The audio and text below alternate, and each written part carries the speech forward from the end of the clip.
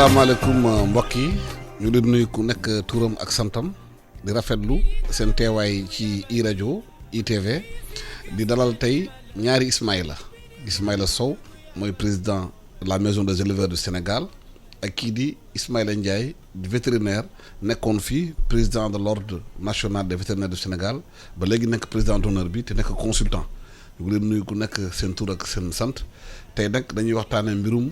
jur ji mbirum xar yi parce que ñu ngi ci période de tabaski bi gis ngeen mbeddu Ndakaaru bëri na ay xar bëri na ñi nga xam ne ñu ngi koy jaay waaye xar nag du sax jaay bi rek ndaxte yàpp bu ñuy lekk la ci kër yi la lan la war a am ci conséquence am ci mbirum santé nit ñi ñu ngi ci période bi nga xamante ne ñu ngi naan feebar bi law na gaa bareegul waaye am na information yi génn de temps en temps ñuy naan benn dëkk am na benn muus bi nga xamante ne coronavirus bi laal na ko am na benn maanaam béy coronavirus laal na ko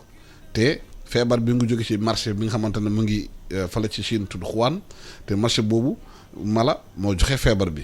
léegi nag dañuy xool ndegam war nañ jël ay matuwaay fii ci réew mi moytu ko parce que nit ñi dañu circuler virus bi moom mu ngi ci réew mi di dox chaque jour bu ñu defee communication ministère bi ngeen dégg ñu xamante ne ñàkk nañu seen bakkan ci feebar bi moo tax feebar baa ngi fii ci réew mi bari na fi na nit ñi moytuwaat jël mesure barrière yi xamante ne war nañ ko mën def yenn matuwaay la ñu war a jël ci daral yi pour moytu feebar boobu law nag la ñu mën a defee yàpp ji ñu war a lekk ci jour tabaski bi ñu ko mën a mën a aaree pour mu bañ a gaañ nit ñi waaye laata ñu dugg ci loolu Ismaïla Sow yaay président de la maison des éleveurs njaayee ni ak sama mbokk séeréer yi dañuy xar yi seer nañu trop naka la ñuy def pour xar yi wàññeeku ñu mun ci jot. jërëjëf Alassane maa ngi lay nuyu di la gërëm di la sant vraiment ci invitation bi surtout ci période bi nga xam ne war nañu communiquer waxtaan ak nit ñi xamal leen lu bari di sant aussi njiitu kër gi ak say collègues yi nga fiy liggéeyandoo yëpp di sant tamit téléspectateurs ITV ak auditeurs iRadio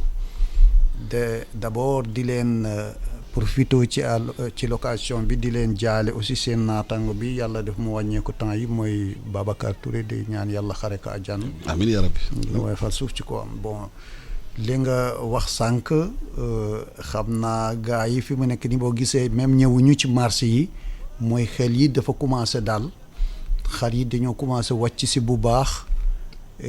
ñuy wax nañu xaar waaye li may wax rek mooy xar yi moom dafa jafe maîtrise parce que toujours da ngay gis marché yi fees dell ak ay xar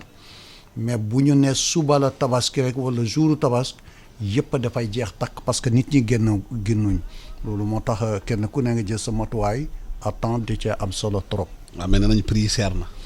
prix yi seerul Alassane parce que xëy na gars yi nga xam ne dañuy yeew xar yi ñoom ñooy yore xar yu seer yi waaye xaru caawa yi moom seerul te xar bu ñu yeew moom ala kulli alin mënul bañ a seer parce que liñ ciy def bon mooy jiggi dayo te nit yeewul xar aussi pour maali foro ma nekk nii ay à moins de 100 000 francs mun nga am xar bu baax boo xam ne bi mun nga ko tabaski donc xar yi ñu ngi ñëw te macha allah nit ñi aussi dañu parce que éleveurs yi ñu ngi ci calcul bu rëy démb ba ñu nekkee ci marché à bétail yi dañoo gis ne éleveurs yi commencé nañu am njàqare ndax léegi ren xam comme ni ñu koy waxee ñii demoo ren amul dem màkk te événement yi aussi dañoo wàññeeku nit ñi déconfiné nañ leen mais aussi dañ leen a recommandé que nañu moytu ay événement kon kenn ku ne xam naa ne bu fekkente ne jaayoo ci tabaski bi rek da ngay laaj kon xar yi moom seer amul nit ñi rek xam nga sénégalais moom jàmbaat rek. Ismaïla Ndiaye. ñun bu ñu duggee ci mbiru vétérinaire bi xar yi am nañu bari nañu. nit ñi ñëpp nañu nag dafa am benn hygiène alimentaire bu ñu war a respecté. bu ñu moytulee am ay jafe-jafe ci mala yi ci période bi yan matuwaay la war a jël. jërëjëf Alassane maa ngi lay nuyu di nuyu sama trondo Ismaïla di nuyu waa kër gi yëpp ak képp koo xamante ne rek yaa ngi seetaan wala ngay déglu bànqaasu E-Media dëgg la xam nga xar gars yi dañuy faral di def erreur yu bari ci niñ koy dundalee rawatina jamono jii nga xamante ne da ngay xëy dem jëli benn xar boo xam ne xamuloo nu ñu ko yoree woon wala boog xar mi daan tàmm di lekk lu demee ni ngooñ wala ñax nga ñëw tey nga ne force yow daal di nga sakkanal wala boog bëgg nga fii ak julli ja mu mot ñaari yoon na mu toll woon comme ni ko njóobee ni xalaatee rek su ko defee nga jël ay desitu ceeb ay desitu mburu desitu cere mbuum sax gaa yi dañ koy joxe yenn saa yi nga jël ko daal di koy fësal repas bi su ko defee nag xar moomu day dem ba day am problème mu digestion te su xasee ba am problème mu digestion maanaam problème mu reesal mu di ay fër bu amee problème yooyu yeneen jafe-jafe mën na see juddoo muy xeetu feebar yoo xamante ne doomu jàngoro yi nga xam ne ñoo nekk ci biir ba newoon fa normalement di ko jàppale dem ba mujj ga nag seen développement soppeeku ñu jégg dayoo di seeta ci ay tooke di joxe ay xeetu feebar yoo xam ne comme li ñuy wax ay entérotoxémie comme yéerloo kii xam ne bu baax li may wax wala boog yeneen xeetu feebar comme pasteurellose te mën na juddoo ci lu mel noonu wala boog biir bi daw ba mujj gi dootoo ko mën a jullee kon li ñuy digal nit ñi mooy alimentation wu xar li ca gën a bari gàncax la gàncax mooy maanaam ngooñ la ñax la en tout cas daal lépp lu jógee ci garab mooy alimentation base bi ndax loolu moo koy may mu mën a def li ñuy wax rumination duñ buy lekk bu njëkk bi day wan rek su wonee ba biiram fees nag mu ut place bu baax mu daal dafay toog boo ko seetloo sax da ngay gis mu mel ni kuy nelaw fekk mi ngi yéegalaat la mu won noonu di ko sàqar mi bu fekkee nag am na gàncax da koy jàppale pour mën a yéegal boobu mais bu dee gàncax amu si lépp lu mu lekkoon rek rawatina ripaas bu bari bi mën na taaju ca biir ba daal di fay toog du rees waaw yooyu nag indil ko ay jafe-jafe yu bari waaw kon daal alimentation bi jamono ji problème yu mel noonu dañ ko ci gis lu bari ñuy yee askan wi rek pour ñu def ci attention bu loolu weesoo sax yenn saa yi aussi nga gis façon lekk yi ñuy joxe yoo xam ne xëy na tooke laaloon na ko mu nekk intoxication wala yu demee noonu fan yi ñu weesu rek gis ngeen ko ci daral bu nekk fii Sacré-Cœur gis ngeen fa fanweeri xar ak lu teg yoo xam ne dee nañ fa te dara indi ko lu dul problème mu alimentation waaw xëy na nag gëstu yi danañu wéy ba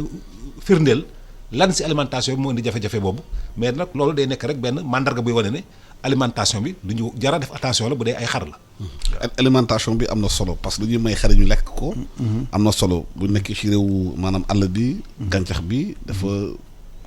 jafewul ñu am ko. bu tawee mu nga ko am bu tawul tamit xëy na ngooñ bi mu nga ko jënd. waaye réew mi ni Dakar taax yenn saa. di nga am jafe-jafe xëy na am ngooñ mi ngay jox xar yi.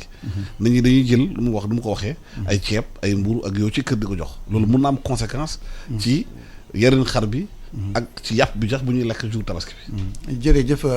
Alassane may profité di nuyu Isma Ndiaye.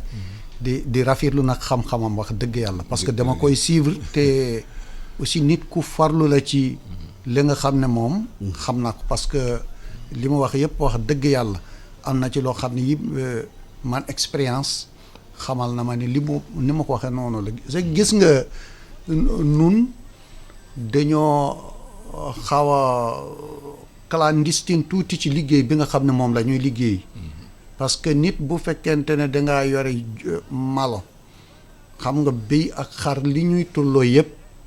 bokkuñu aussi nu ñuy dundee. ni ñuy vivre moo tax lu ci bari nit ñi aussi dañuy war di jël ay conseils yoo xamante ni yi ci vétérinaire yi la. parce que li nga wax effectivement dafa am parfois da ngay gis lu waa kër gi desal ci lekk rek da nga koy bëgg a jox xar bi te cere moom ci sama expérience waxuma côté santé mais gis nañu ne xar bu ñu ko jox boo ko lekkee dee. cere moom bu ñu ko cere yii séeréer yii di lekk boo ñu ñoom Antoine lekkee bu ñu desalee ñu jox xar rek xar boo ko lekkee moom mu dee kon loolu nit ñi foofu dañu fay doxal rek naan parfois nga gis koo xam ne ki dafa man naa indi xar rek ma def fi pour li ñu fiy desal ak ki lekk ak yooyu nga koy jox mais mala aussi dafa am loo koy war a jox parce que xëy na ñoom mun nañu firndeel dégg nga xëy na butit yi wala organe yi nekk ci biir bu xar ak bu béy wala ak bu nag mën na wute en tout cas loolu moom seetlu nañu ko te beneen bi aussi mooy su fekkee da ngaa bëgg liggéey lu qualité aussi fokka nga xool li ngay joxe ci lekk parce que lekk yi moom ñatta kotta la dégg nga ba nga xam ne yàlla moo ko fi saxal mu nekk ressource naturelle muy garab wala ñax ak beneen bi nga xam ne yow mun nga ko liggéey muy lu artificiel loo comme culture fourragère wala aliment concentré nag ak li nga xam ne yow da nga koy béy loolu la ci gën boo ciy dugg na nga ci wax ak ñi nga xam ne am nañ ci xam-xam da nga ñu mun laa conseiller mais nit ñi parfois da ngay gis ku dugg ci métier bi rek amu ci lu xam même seen métier bi léegi yéen da ngay gis ñu bari ñu ngi ci métier bi te aussi du seen profession da nga am na ay normes yoo xam ni duñ ko jël en compte kon loolu moo tax élevage tamit dafa am lu mu soxla dafa nekk secteur boo xamante ne puis de pour ñu relancer ko fokk ñu jël en compte lu bari waaye diw am na doole walla diw sama xarit la kooku bu ñu ko toppee war naa développer secteur te surtout comme tey ferme yi nga xam ne ñu ngi koy wax ñu bari ñu ngi dugg ci ferme parce que am nañu moyen dégg nga ñu ngi dugg ci ferme parce que aussi leneen ak leneen mais du ñu ay professionnels authentiques yu ko dund nga xam ne lii seen métier la woon dégg nga xëy na ñi ciy génn li leen ciy génne mooy yow da nga koy def mais de nga respecter trop am sa conseiller vétérinaire waaye su fekkente ne da nga koy def ni ak takka sa bët di daw rek tañax mun nga dem ba dugg ci kamb li nga defoon yëpp a nga yàqule ko may profito de massawu nag ki nga xam ne aussi tamit naka suñu naataango comme éleveur la te mu def opération tabaski ñàkk ci lu tollook fanweeri xar mais bu gis nañu ko avant bu ñu doon rey xar vétérinaire da ko ñëw def visite xool ndëgam maanaam yàpp ji c'est propre à la consommation mais ak tabaski bi mënuñu contrôler ñëpp dëgg la te dañuy rey xar yu bëri est-ce que mun na am xar mu am contamination nit ñi boo ko lekkee mu am lu muy def ci yaramu nit ki jërëjëf question bu am solo mi ngi noonu mais balaa ma ciy dugg rek dafay def benn tënk bu gàtt rek ci li nga xam ne moom la Ismaïla wax léegi dafa wax lu am solo gis nga mbir mu ne rek da nga koy bàyyi ka nga xam ne moo ko xam professionnel waaw ñu nag yenn dëkk yi foofu la ñu wutee gis man lu ma doon vétérinaire am na wàll woo xam ne ci maanaam nañuy yoree xar wala nag su ma seetluwul li Ismaïla mi di def rek ma jëloon bëgg ko écarter du ma dem lu ma doon vétérinaire kon lu ci nekk rek da nga koy jox borom waaye nag am na yarkat yu bees yu ñuy gis yenn saa yi du ñëpp nag ñoo xamante ne dañuy dem ba yaakaar na ñoom jarul ñuy dem ci vétérinaire wala bu ñu ko soxlaa benn yoon lay doon ñu xool la muy def rek bon ñu ne léegi mën naa ko ñu daal di cay topp te nag loolu mooy danger ba parce que danger bi moo di ne maanaam aw xar wala même bu dee nag bu taxaw ñu koy ratt di naan soowam loo ci def ci erreur ci paj ma rek yaa ngi lor askan ni ma koy waxee souvent dama naan nit ñi du ñu ñeme ci kër ga par exemple am na ko feebar ñëw la kaay piqûre ko da nga naan mënumaa piqûre waaye bu dee nag bi la wala xar yi nga ne xaar ma ñëw piqûre mën naa te nga jàpp ne maanaam bu xar bi wala bu nag bi moo gën a ñàkk fayda parce que bële doomu aadama la ñemewuloo ko waaye bu fekkoon doomu aadama la booy lor benn doomu aadama ngay lor mais bu dee nag bu taxaw la nga def ci garab boo xam ne tooke la tey bi ñu ko rat tey ñu naan ko mais ñaata ñoo koy naan bu ñu ree gàtt ñaata ñoo siy lekk kon def loo xam ne waroo ko def ci ay jur yemoo ci lor jur ga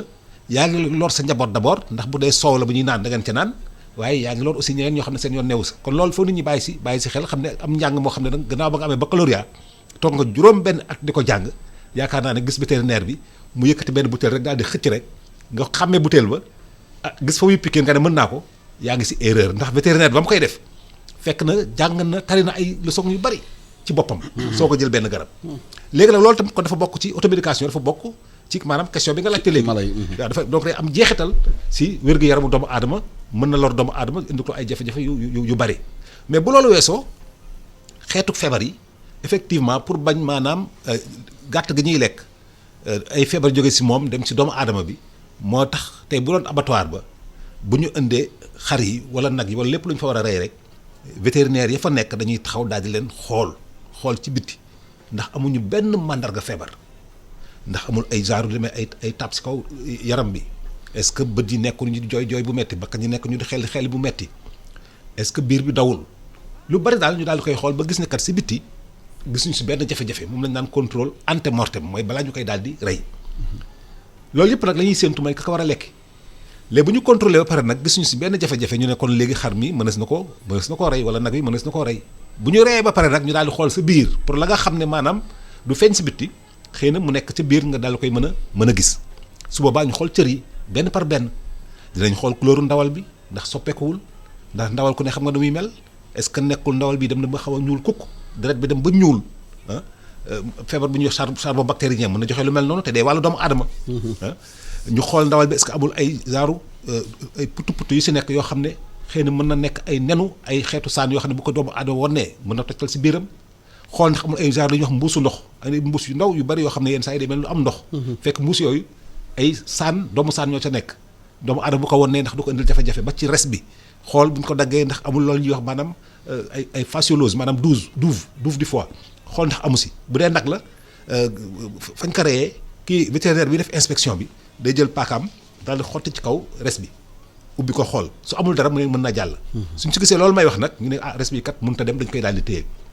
donc loolu yëpp rek pour sàmm ki nga xam ne moo koy jëriñoo ndax dafa bëri xeetu feebar yoo xamante ne mën na jóge ci mala yi dem si doomu aadama wala mu wàññee ko si ñooñu delluwaat ci doomu aadama ñu koy wax ay zoonose waaw kon bu dee bésub julli nag jamonoy julli wax dëgg yàlla même bu dul jamonoy julli sax da ngay gis koo xamante ne day am bëgg neexal dimanche am rek comme njóobeen yi ni ñuy def rek benn gàtt daal di koy rey. du dem abattoir waaye bu dee yenn dëkk ya kenn du rey si kër dëkk tubaab bi kenn du rey si kër boo waree rey da ngay dem sa abattoir ñu def li ma wax li lépp ñu soog a tamponné sa xar ñu daal di jox nga yóbbu waaye nag suñu dëkk yi aada woon nañu noo xamante ne xëy na bu ñu ko naroon defee noonu dina nekk jafe-jafe bu doy waar ci askan wi léegi moo tax ki nga xam ne day rey pour jëriñoo kooku xëy na yëfu boppam la du jaral maanaam autorité mu topp kooku waaye ki nga xam ne moom dafay rey pour jaay moo xam dibiteri la moo xam dafay jaay ndawal yoon daf ko ne yow waroo rey sa ginnaaw mbaar di ko jaay fekk yow demoo ci abattoir ba ñu xool ko fa ba ne la baax na nga soog a yóbbu. mais ci réalité bi loolu la ñuy def. moom la ñuy def moom lañ naan abattage clandestin. seen biir dibiteri la ñuy reyee. abattage clandestin ku ko def nag wàcc nga yoon. bés bu la yoon gisee teg si yow loxo waaw dañ jàpp ne ku ko def wàcc nga yoon. parce que normalement dañu doon gis ay vétérinaire def tour maanaam boucherie yi ak dibiteri yi pour vérifier mais xëy na recrutement vétérinaire yi bareegul xëy na bariwuñu. te ñu bari dañuy passer entre les mailles du filet comme on dit. waaw jërëjëf xam même boo demee si ministère de l'élevage et des productions animales am na ci benn département division bu ñuy wax naan maanaam de l'hygiène et de la santé publique division boobu dañuy seetu lépp loo xamante ne mbirub lekk la maanaam hygiène des denrées alimentaires d'origine animale waaye bu loolu weesoo waa service d'hygiène aussi am na wàll woo xamante ne yenn saa yi sunu yoon yi dañuy xaw a tase waaye am na wàll woo xamante ne service d'hygiène moo ko moom mooy lépp loo xam ne maanaam set gi la sell gi ak yooyu bërëb ba loolu service d'hygiène la waaye bu demee ba nga xam ne nag léegi desul loolu maanaam li ñu war a lekk jur gi te jóge si jur moo xam ndawal la wala yooyu loolu vétérinaire bi moom am responsabilité pour contrôler loolu waaye nag comme ni nga ko waxee xëy na effectif yi tollul noo xamante ne mën nga fu ne rek te gis nga maanaam dibiteri yi ak boucher yi du ñu baree donc xëy na mënoo fu nekk rek nga daal di fay teew waaye effectivement am na ay bërëb yoo xamante ne yenn saa yi nit ñi def fa ay descente te bu ñu fa defee descente képp ku ñu fekk nga nekk ci loo xamante ne naka sudul noonu la su boobaa mën nañ teg ci yow loxo waaw dañoo constaté comme ni mu ko waxee sànq yi réewu taax yi dañu organisé wu soo bëggee da jënd yàpp ou bien bëgg da ngay dem abattoir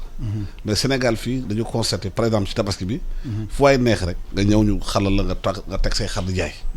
amul contrôle sanitaire amul contrôle alimentaire est-ce que loolu du ñàkk organisation réew mi moo tax ñu am problème yooyu parce que ñu ngi wax yeneen njeexital mun a ci am parce que duñu Sénégal zéro déchet mais ci tabaski bi gis nañu tali yëpp salté nañu waaw xam nga Alassane problème yi ñu am mooy toujours ci nguur yi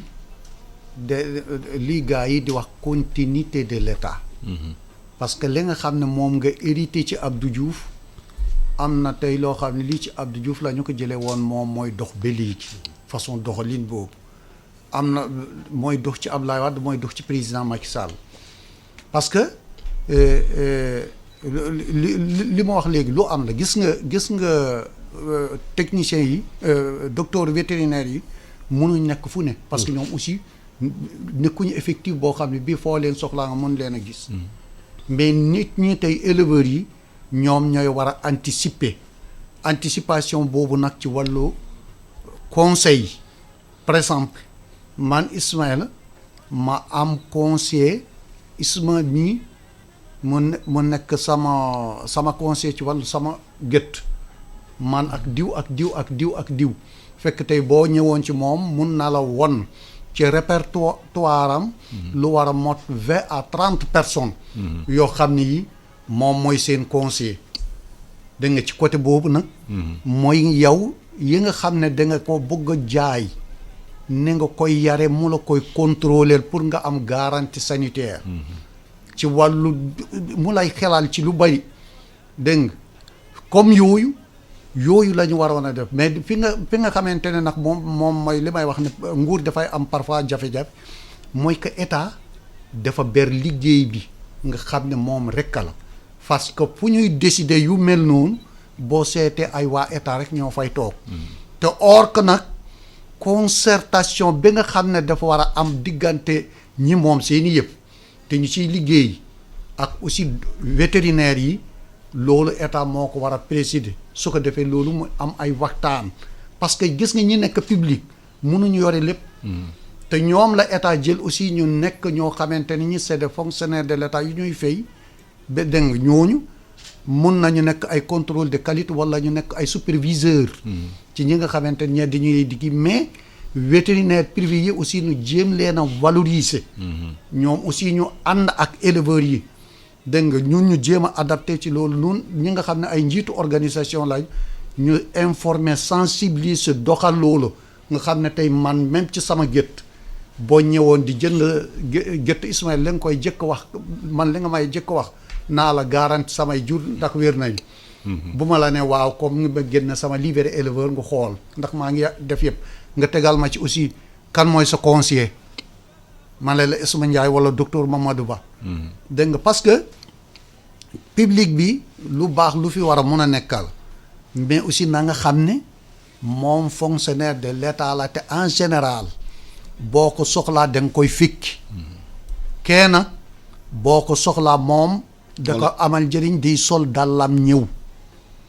dégg nga kon dafa am ay démarches yu bees yoo xam ni toujours dafay parce que àddina noonu lay doxee tubaab yi tey boo gisee ñoom ci wàllu santé féetewul gannaaw dafa am noo xam ni noonu la ñuy liggéeyee mais dafa am relation bu dëgër ak implication bu important bu am diggante les organisations ak état dégg nga loolu boo fekkee loolu am na éleveurs yi dañuy dangay gën a kii waaye su fekkente ne am na ci texte yoo xam ne yi sax yow doo ko xam doo ko yore dégg nga public bi moo koy yore dégg nga aussi yooyu ñu yebale ko seen biir moom li ngay kilifteef rek mooy nekk si diggante ak moom defal lii wala waxal la li wala waru woon def lii te fekke wum wala war maa waroon a ñëw déedéet ku moom yëppam di ci jëriñu mu nekk entreprise am dafa moom boppam moom yëfam dégg nga ko moo tax tey suñu mbootaay yi ñun ni ñu amee nga xam ne ay mbootaay yu am liberté la état joxo la budget participer wul ci si budget mais nag sa collaborateur la mais collaboration bi dafa war a dëgër ñu am yoo xam ni dañ ciy bokk di discuter te loolu même dafay dem ba tey nga xam ne tey lu mel ni ISRA nga xam ne institution de recherche la buy gëstu conseil d'administration boobu warul toog te éleveur sàmmkat nappkat ak béykat nekkuñu ci biir conseil d'administration bi di fekk li ñuy waxtaan di xalaat di indi ay proposition dégg nga te loolu moo valable aussi même ci yeneen conseil d'administration yi nga xam ne dañuy toppatoo ndox waaye yooyu yëpp boo fa yóorndoo tey boo fa fekkee kenn lay doon mën na doon sax béykat dégg nga bu fekkee am na fa dégg nga éleveur ba kan moo ko fay waxal parce que public ku représenté état nun ñi ñëpp bu ñu représenté état am lu ñu fiy discuter tey ci benn dossier nun ñëpp doomu état lañ même bu fekkente ne bokkuñu point de vue doo dóor ci table mun nañu fi werante mais bu ñu génnee foofu la yem dégg nga loolu moo tax yu mel noonu pour que réew mi dox mu ànd ak jamono fokk mu am ay changement mais aussi ñu gën a impliquer les acteurs ñoom ñuy fekke xalaat yi di indi seen proposition waaw moom teg na problème organisation la teg secteur bi te comme ni nga ko waxee sànq foo wër si Dakaaru ci télé yi ñu ngi lal bu fekkoon na am nañu benn organisation mun nañu am benn place bi nga xamante bu mag foofu lay gëtt yëpp di nekk ku bëgg jënd nga ñëw jënd am place ñu defar la ko nu mu baaxee ngay bëgg sa kër duñu salte dara duñu yàq dara bëggoon naa ajouter benn mot waaw beneen jafe-jafe bi ñu am mooy que état aussi population yi dañu koy napp parce que gis nga tey bu demoon ba xar manqué état la ñuy attaqué te état moomul xar moomul nag moomul béy moo tax état aussi toujours buy dugal loxoom dafa war a xam fu muy yem dégg nga moom li mu mën def nag jàppale la ci aliment jàppale la ci taxe encadré la ci wàllu dégg nga collectivité territoriale yi en laisser contrôle fekk benn ndox am dégg nga di leen nemmeeku mbaar jàmm rek am na nangam ak nanga mais diggante kuy jënd ak kuy jaay nag boo jógewul sa kër dem jëndi nag état doo la jëlal sa oto dem jëndi parce que éleveur bi aussi bu yàggee liggéey di am ay invendu di perte rek day changé voilà. waaw organisation bi. waaw jërëjëf Ismaïla dafa wax lu am solo gis nga organisation bi sax booy xool am na loo xam ne état def na ko si ndax xam nga balaa julli gi di ñëw dañuy wax ne maanaam bërëb sàngam ak bërëb sàngam ak bërëb sàngam ñooy point de vente yi mu nekk point de vente yoo xam ne dañ koy aménager bu ñu ko aménager képp ku wàcc say xar foofu nga koy daal di yóbbu. dëgg la nag di nga gis yenn saa yi ay point de vente sauvage. maanaam gars yi ñëw fenn rek benn ruq rek. bari na partout. exactement man romb naa ko ci VDN bi ci kaw balaa nga àgg foire ba. romb naa ko fa nekk koo xam te yemul rek ci def fa ay xaram. waaye gis nga garab yi ñuy def ci bordure bi noonu. garab yooyu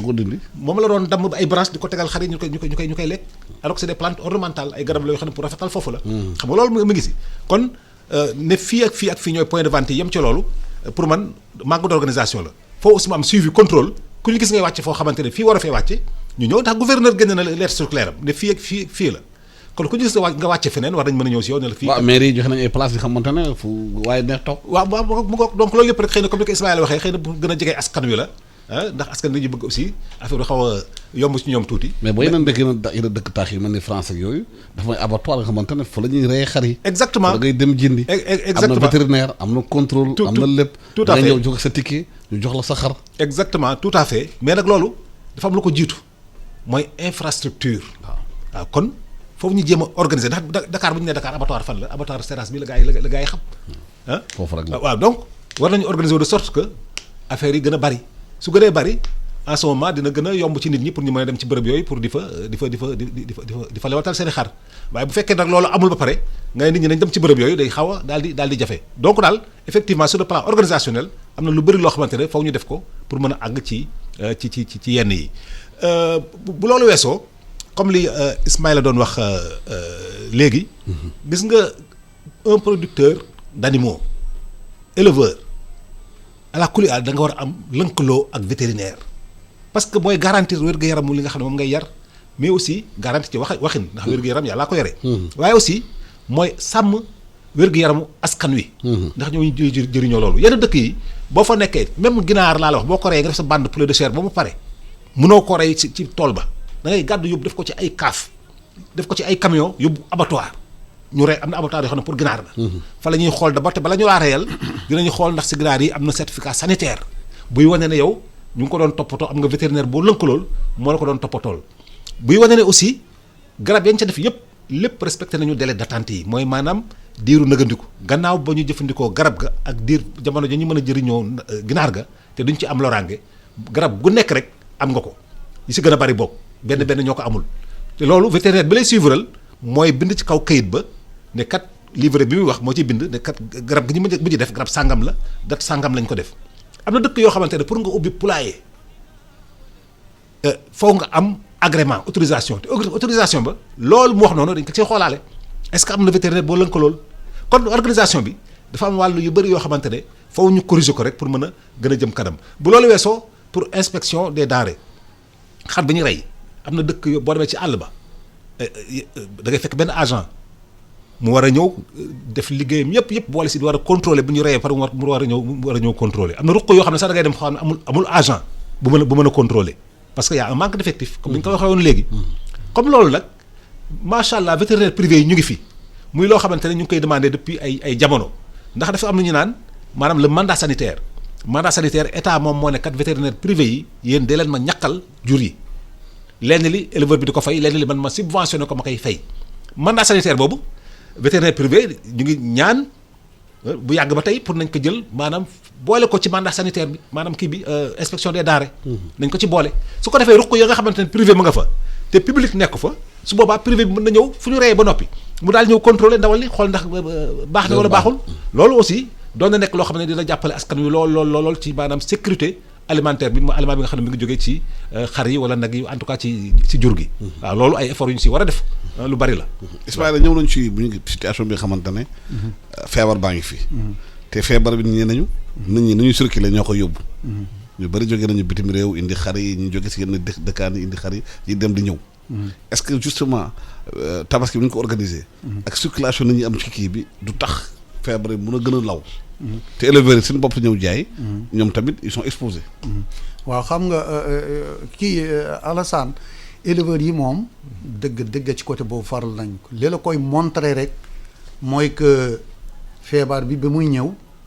zone yi éleveurs yi nekk foofu la mujj moo mujj sax recevoir kii bi moo tax ñoom moom dañ leen ci sensibiliser mais aussi dañoo moytu parce que nekkuñu fii ci biir raj-rajloo bi nekkuñu fa ñoom fu ñu nekk mooy ci kaw ga. waaw mais ñoo Dakar moom dafa bokk ci dëkk nga xamante ne Dakar aussi bu ñu ñëwee dëkk contamination la. waaw bu ñu ñëwee dañuy limité wu seen zone parce que gis nga fii boo ñëwee nga indi fee sa jur occupation bi nga am rek mooy say animaux te loolu aussi def nañu déplacement ak ministre bi ñu xamal leen ne kaala yi ñuy def baax na mais aussi nañu ajouter ay masque beneen bi ñuy raxasoo ay saabu mais koo gis aussi mu ngi def gel ci poosam parce que ñu ne leen loolu aussi dafa bokk ci seen marketing liggéey parce que nit aussi boo ñëwee ngay recevoir xaalis buy jaar ci ay loxo yu bari aussi da ngaa war a protéger wu côté boobu moom dëgg yàlla yore mbir mi mais boo seetee gars yi foofu farlu nañ ko li des nag mooy ci diggante jur ak nit ki loolu yëpp question la yoo xam ni posé woon nañu ko waxtaane woon nañu ko mais toujours ni ñu wax éleveurs yi rek mooy la nga xam ne jàng nga ko xam nga ko limité wul ci loolu la nga xam ne xamoo ko laaj ko xam parce que dem nañ bi ñu leen wax ne boo gisee parce que éleveur bi moom xam na jur boo xam ne bi yaramam neexul dégg nga bu sawarul wala nga gis am na fièvre wala mu nga constaté ci moom noo xam ni jur warul mel noonu gaawtul nga contacter vétérinaire bi mais aussi nga moytu sa contact ak moom loolu moom wax nañ leen li des nag mooy même ci réew yi nga xam ne dañu fay dem di jëndi nit ñi ni ñu doon defee ay wagg di dugg ay yeneen réew yi koy ay Mali ak Mauritanie am na ñu fa dugg mais dañu fa dugg d'une manière prudente parce que dangay dem jëli ay xar fekk balaa ngay dem it contacter nga ñi nga war a waxal ñooñu xam nañu ne boo ñëwee yow da nga leen di defal virement dégg nga boo ñëwee ñu ne temps la ñu compter xar yi après ñu jox la kayit nga dugal leen ci oto nga ñëw boo ñëwee nga wàccee xar yi après nga vireel leen seen xaalis relation boobu côté boobu moom dëgg organisation am na foofu. mais est-ce que tiitu leen ñi xamante ne ñëw nañu Ndakaaru di jaay seen nag parce que xam nga feebar mu wax am. te xam nga ko. te mun nga lawal nit. est-ce que tiitu leen bu tabaski bi jeexee. ñi baat si kër yi. mun nañu indi yóbbaale feebar bi. loolu ñëpp waxtaane nañu. parce que nee nañu nit ñi aussi boo fi ñëwee nga sibbir wala sa yaram neexul mbaa dara métti la balaa ngay ñibbiwaat sa kër ngay quitté foofu fekkel nga nemmee ko sa yaram. te am marché yi aussi taf nañu fa numéro vert yi nga xam ne war nañu ko contact moo tax côté boobu moom wax nañ ko au passage aussi ñu leen di gërëm yéen médias yi parce que lu bari aussi yéen jàppale ngeen ñu ci nit ñi dara umpatu leen parce que seen médias yeeg léegi gaa yaa ngi koy seetaan sax ci seen portable kon moo tax lu mel noonu dara umpu leen wax nañ leen loolu moom yëpp nañ leen ci bu baax. mais est-ce que docteur. nañu bu ñu ragal bu ñu passé tabaski bi feebar bi gën a di law dem ci dëkkaan yi xamante ne. xëy na foofu bari foon. waaw jërëjëf loolu. parce que Dakar cluster la. exactement gis nga jamono yële weesu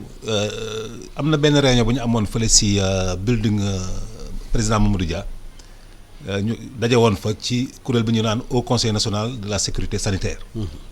muy wàll woo xam ne day yëngatu ci lu ñu naan one health une seule santé mooy maanaam benn wér-gu-yaram ñi fa tase nekk ñi toppatoo wér-gu-yaramu doomu aadama ñi toppatoo environnement ñi toppatoo wér-gu-yaramu jur yi ak yooyu pour waxtaan nu ñuy préparer opération tabaski bi ndax moo lay wan ne kon njortoon nañu ne bu ñu deflu attention kat affaire bi mën na fee jaar ba tax ñu jël ay mesures comme ni mu ko waxee def ay communication sensibiliser nit ñi waaye it am ay motuwaay yu ñu jëloon yoo xamante ne mooy maanaam ci poste frontalier yi ki nga xam ne moo ñëw ànd ak indi ay xaram bala moo jàll d'abord ci oto ba sax d'abord dañuy limiter nombre de personnes yi bu ñu ñëwee ba ci foofu tam aussi à part les espaces sanitaires bi nga xamante ne jur gi daf koy am xar yi mooy vétérinaire bi xool na leen nii ba gis fa benn luy wane feebar la lu ci am lu wane feebar ñu ne dañ ko écarter du dem li ñu gis ne am na feebarul ñu dafa la laisser passer yooyu daal di dem te foo dem ci yoon wi alkaati bu la arrêté wala gendarme mën na la laaj kayit googu loolu yëpp ay motuwaay la ba tey aussi ci daral yi ñu prévoiroon def fa ay yi ñuy raxasoo ak ndox ak saabu wax nit ñi aussi dañuy takk seeni masque parce que lépp rek maanaam dafa bokk ci mesure globale pour ne daral yi ak xar yi du ñoom rek la mbir mi concerné waaye comportement bu chaque jour la ndax bu fekkente tey dañoo jël rek maanaam jamono ji nga xam ne mooy jamono tabaski ñu jël suñuy matuwaay tabaski passé ñu daal di bàyyandiko suñu bàyyandiko marché yi ñu siy daje di def ay xawaare fu ne doomu aadama di fa tase su boobaa tam ba tey risque baa ngi fi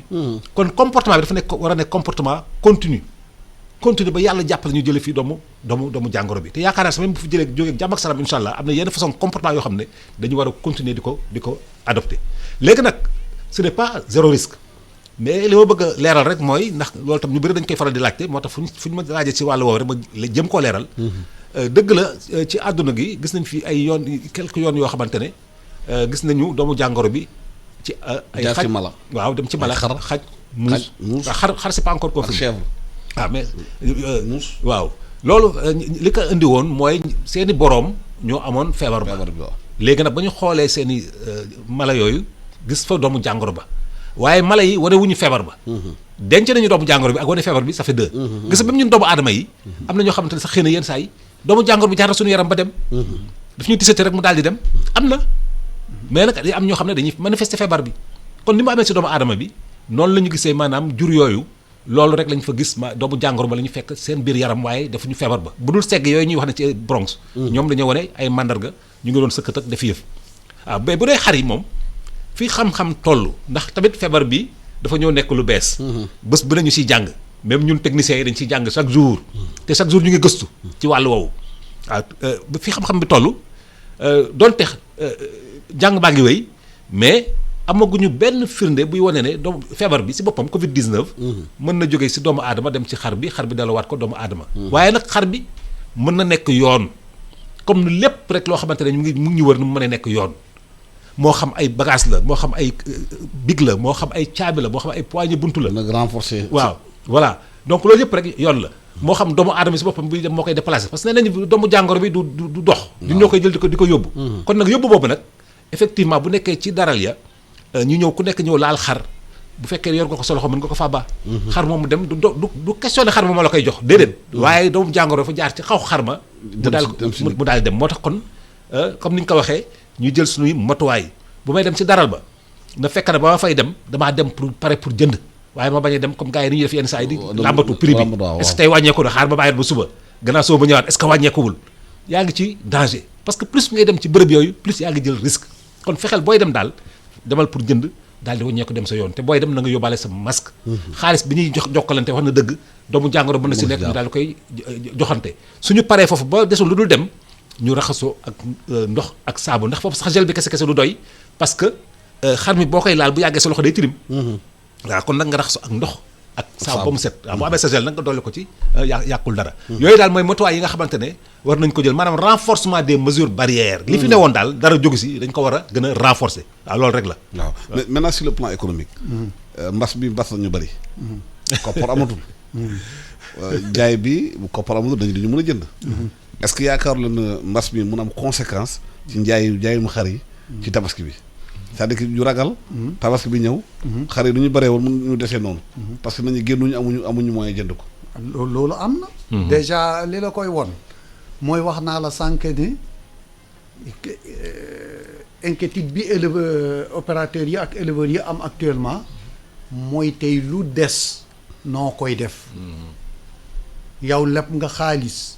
dem jënd ay jur ren amul màkk ñi daan dem màkk buñ doon ñibbis di ciy jënd ñaareel bi aussi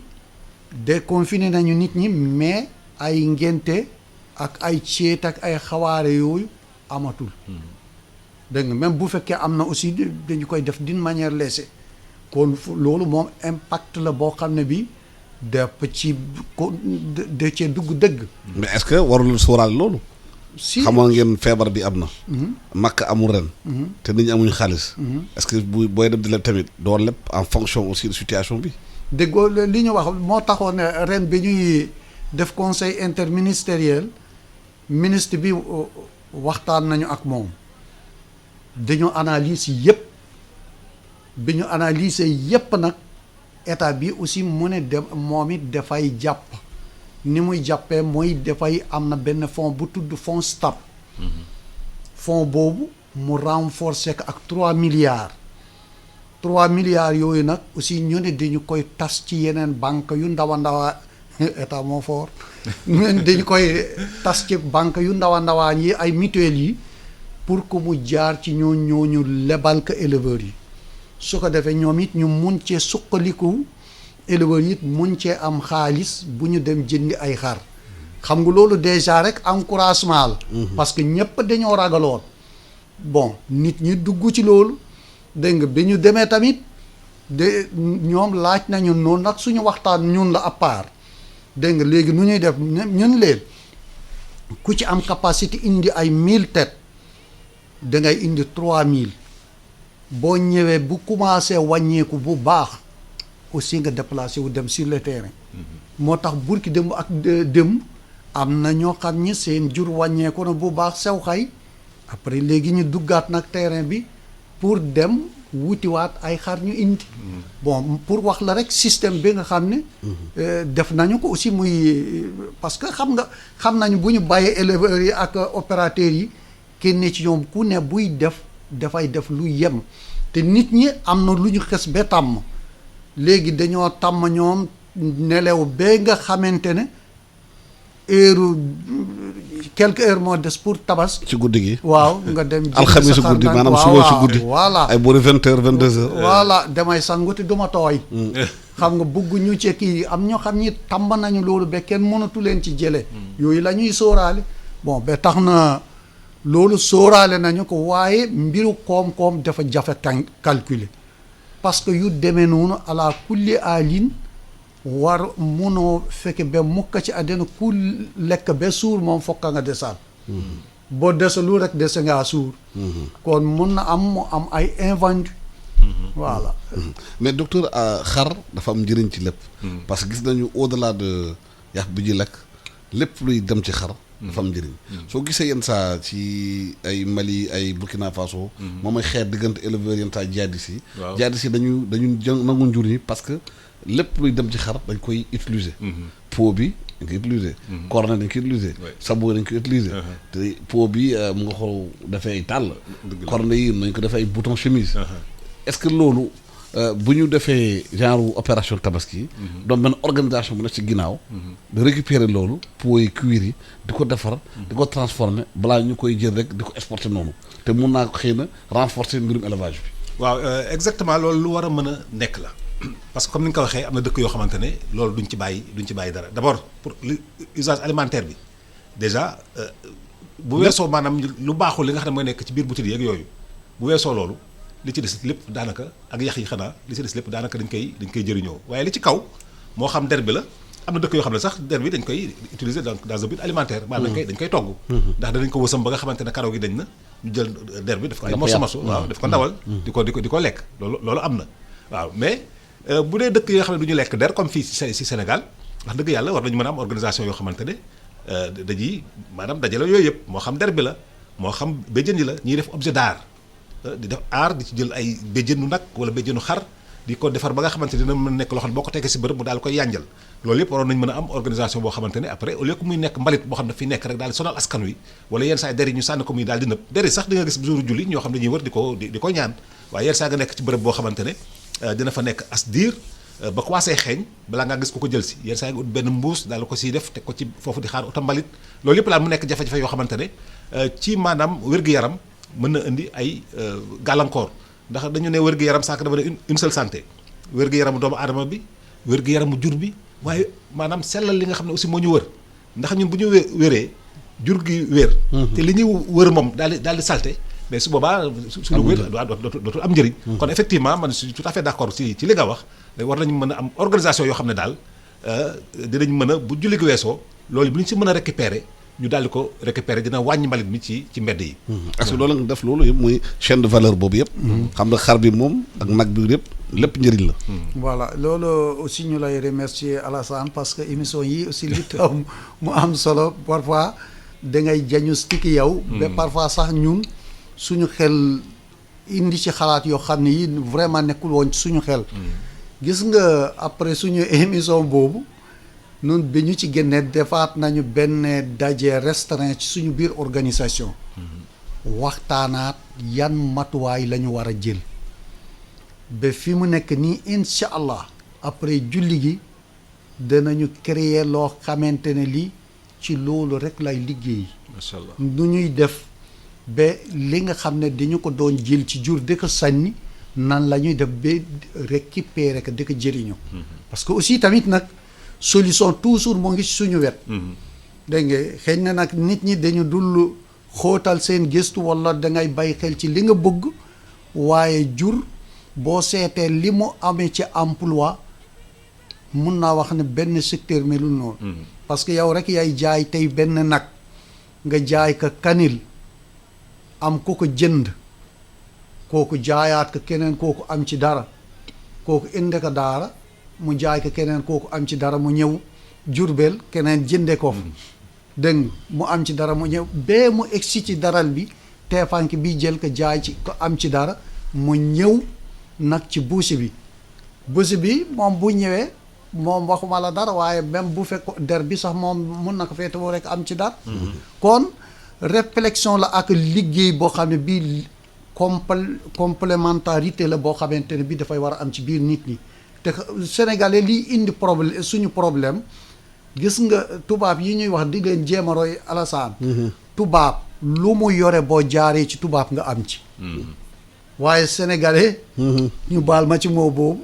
bari loolu ci procès yi rek laa ko xamee procès yi nga xam ne tubaab yore na ko fii yëpp